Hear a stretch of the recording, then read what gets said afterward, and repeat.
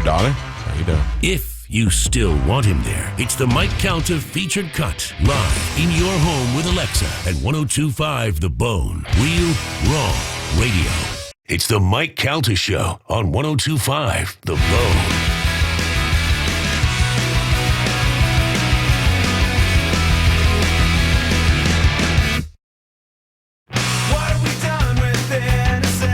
It is the Mike Calta Show. It's 102.5 The Bone.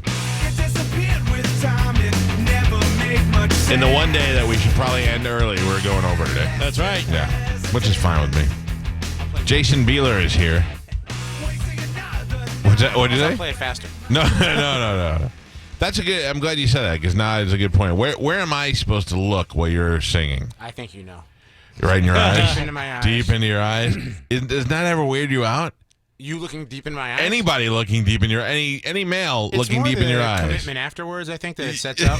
that really sets me off. But the momentary connection's great. I don't know, man. It would freak me out. Like I'm happy anytime we do an appearance or we play with the band. I always get this. Somebody will hold up a Budweiser and do one of these mean faces to me. I never had somebody stare at me while I was singing. I had a guy sit in front of me, and I'm like, and I have a problem where I always find the one guy who's either strange or just hates the band or like that. We could be playing in front of 20,000 people. For some reason, it's like radar. I find that guy and I just can't get my mind. But so we're playing the show. Long story short, I won't make it. Yeah. And he takes a lighter, and I'm like, oh, maybe he is a fan. I can't tell. He's like angry and he's spitting and he's like, but then the lighter comes out and I'm like, and he opens his mouth and he's missing all his top teeth, and he puts the lighter in his mouth and starts burning the roof of his mouth. Oh. And I can start to smell the top of his mouth burning. Oh. And to this day, I don't know what that meant. Or I if he was was gonna do this. angry, I was or if gonna the do the song was same so great thing. that I need to burn myself. Maybe he's been doing it so long that he burned all his teeth Maybe first and I then have did the no roof. idea, but it scarred me to this day. It's like one of those things where I'm like, why? What did that mean? Are you happy? I mean, did you... I think if our listeners appreciated that more, would do that for us. Yeah, burn your faces. Your commitment's terrible. I am going to let me turn your guitar mic on. Let me lower this here. Jason Bieler, the guitar player, singer, Saigon Kick, is doing a solo show tonight, and he will be at the Attic, an early show at 8 o'clock. Very early. Anybody else there? Anything we need to know about? Like just you? I'm going to do an interpretive dance segment before the show starts. Get there early then. Yeah. You don't want to miss that, folks. I mean, pound for pound, the greatest ticket value in town. You thought you too had production.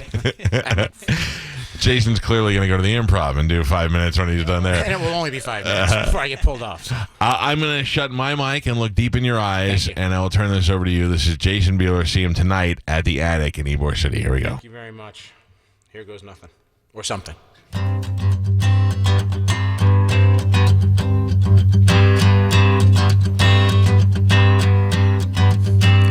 I have danced in the finest ballrooms. I have loved, never losing sight. I have sighed at the sight of Paris. All I want is you.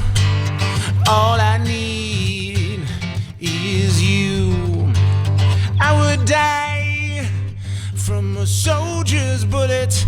I would wait in the noonday sun.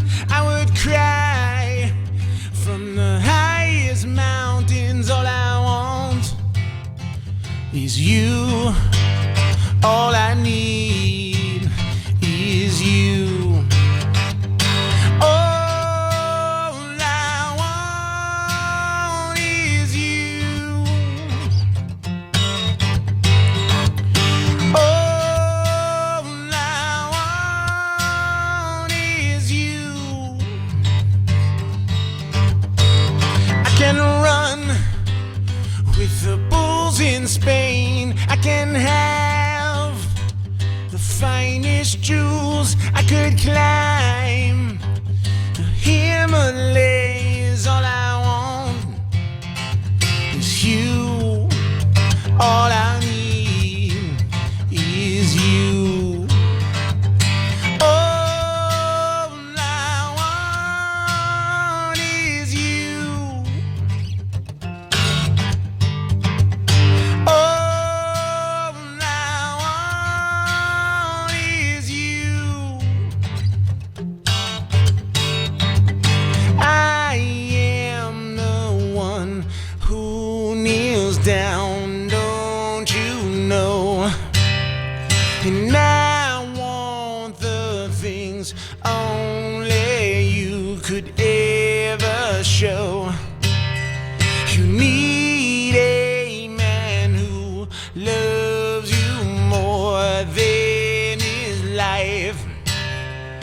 Zero's the price for the ride into life.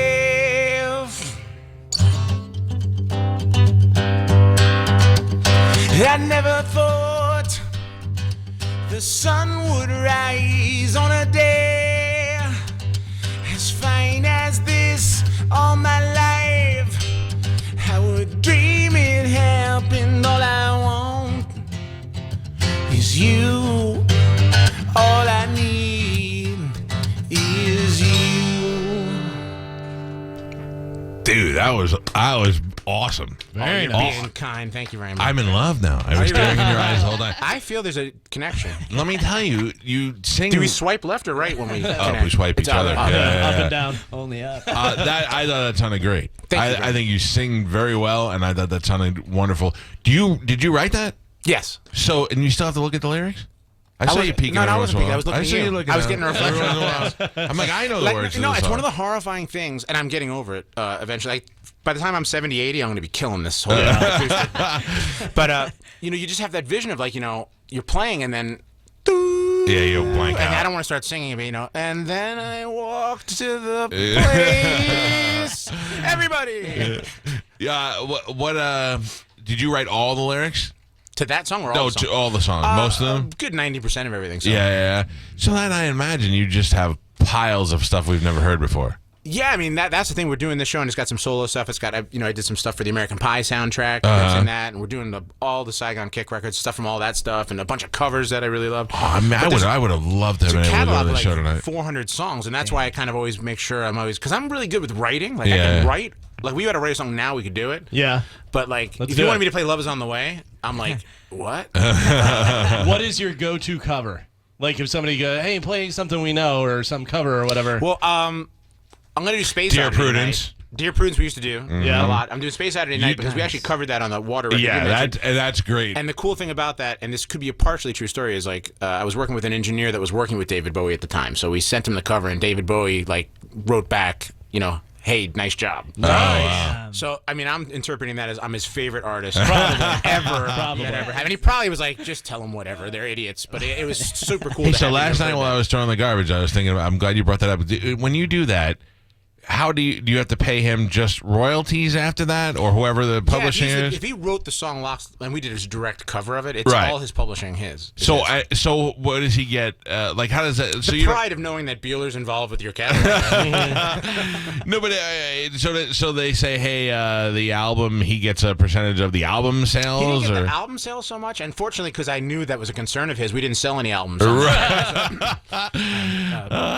I would imagine he would get all the publishing on that song, so he would, there's a mechanical. It gets a little I'm complicated. just curious. Yeah. He makes it. He did well. Like we did a cover with Nonpoint on the label side for "In the Air Tonight" for Phil Collins. Oh, really? Yeah. And I've never heard that. No. Nonpoint. Oh, Nonpoint. Nonpoint's Okay, version gotcha. of "In the Air Tonight" was in the Miami Vice remake movie. Yes. So we had a check with Phil on that, and I mean it was like a $300,000 fee. So and Phil got half of it. That's what I thought. So you have to pay up. Phil should at least send me a card. You have to pay up front. The record company will have to pay for the movie kind of stuff. When you're syncing it as like a title track of a movie, they have to pay big money at the time. So the intricacies of the music business, I never want to know. Yeah, I bought that book one time that everything you need to know, and it started telling you about just stuff that they try to screw you onto the contract. I can boil it down to you're never getting paid for it. No, that's it. I mean, I sold 2 million pieces of product through Atlantic Records, and I owe them $750,000. Scott Stapp said that he didn't make any real money until Creed's 4th album. He's like, this is or maybe it was the 3rd one, but he was like, this is my moneymaker album. He's like, the first one we owed money on, the second one we kind of broke even. He's like, this one is where I make all the money. In fairness, you spend a lot of money too. I mean, these. In the day, I mean, now you can do it in your bedroom on GarageBand and have a multi-platinum success. But in the day, I mean, it's a couple $100,000 to make a record, and touring and all that kind of nonsense. So you are spending it, but you get ripped off. Wow! And I own a label, and I'm telling you not to sign it. Do you? What were the? See, you guys were kind of like on that level of where rock stars kind of had a conscience and they cared about the world and all that, which is just where you guys. So I'll never forget. I told the story to you before, which I know you don't remember. I was backstage when you guys played the USF Event Center one time, and Matt came out and wanted to smoke pot with people. and he actually walked out and goes, "Who's got the pot?" And then you came out, and a girl was waiting for you, and I was like, "That's the life." She was waiting for you, and she was wearing a tight little skirt, and she came up to you, and she was like, "Jason, I just want to say I love you." And you're like, "Oh, thank you very much." And she's like, "Do you want to go somewhere and like get a cup of coffee or something?" Which meant you want to go bang in the backseat of my car or whatever. That was my mom. Oh, no, you're way too young to be your mom. You're misinterpreting this whole story, Mike. And it's And making me feel you creepy. went to her, "Oh, thank you. That would be so nice, but we gotta leave in a little while." And I was like, most scummy guys like me would have been like, "Okay, I only have 7.5 minutes. Let's get to it." Yep. But you were like, "Thank you, though. I appreciate you. It was really nice." Then you went on your own, and I was like, "Who is this guy?" And we discussed this part of it too, but I was the worst. I don't consider myself a rock star, but I was the worst musician guy. Like, I couldn't read signals if there were flare guns going off. Are you Like, serious? if the girl was naked, like going like, "Let's do this" with like arrows pointing, Yeah. I'd be You like, wouldn't. I don't know if she's into me. Oh my god. So I never like could figure that out. Yeah, you need a Pete. You need somebody like Pete in your yeah. life. Yeah. Well, listen, that sounded great. Go see Jason Bieler at the Attic tonight in Ybor City. Early show, 8 o'clock. So Doors if you open wanna at go, 7, so you can get there early. Get there early. Enjoy it. Thank you for getting up and coming in. Oh, please. We're gonna. I'm gonna take a break and come back in and bring Ian in and hang out. You're welcome to stay. You don't have to leave. It's just whatever you have Sure, planned. I I'm just want to happy. let you know. Let us take a break. We'll be back. It's the Mike Calta Show. The Mike Calta Show on 102.5 The Bone. Look at your backyard right now. What do you see? That's right. Terrible. Your backyard barbecue setup sucks. That's okay. We got you covered because 102.5 The Bone, the Backyard Company, and Bud Light are coming to crash your backyard. Crash my backyard? Is that slang for something else? No. Crash